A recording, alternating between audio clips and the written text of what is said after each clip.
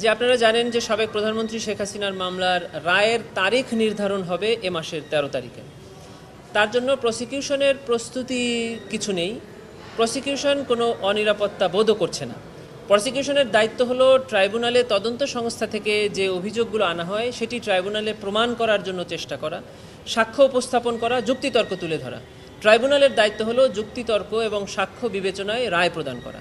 ট্রাইব্যুনালে এর আগে আমরা দেখেছি যে সিএভি করা হয়, মানে রায়ের জন্য অপেক্ষমান করা হয়। এবার ট্রাইব্যুনাল রায়ের তারিখ নির্ধারণের জন্য একটি তারিখ রেখেছেন, সেটি হলো ১৩ তারিখ।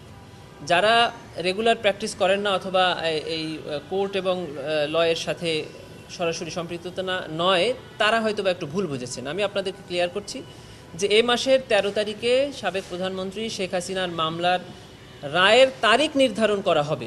কবে তারিখ নির্ধারণ করা হবে এটা আমরা ১৩ তারিখেই জানতে পারবো। ১৩ তারিখে কোনো রায় ঘোষণা হবে না। রাজনৈতিক দলগুলো তারা রাজনৈতিক কর্মসূচি গ্রহণ করবেন। রাষ্ট্রের বা সরকারের আইন শৃঙ্খলা বাহিনী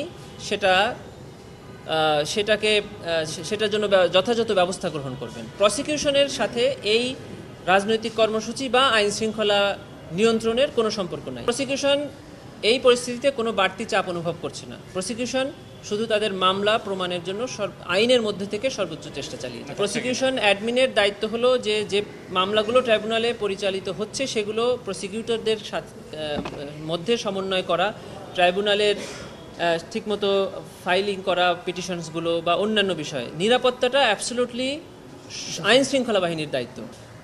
দুইটা আইনই দেশের স্পেশাল ল, কিন্তু ইন্টারন্যাশনাল ক্রাইমস ট্রাইব্যুনাল হলো এমন একটি আইন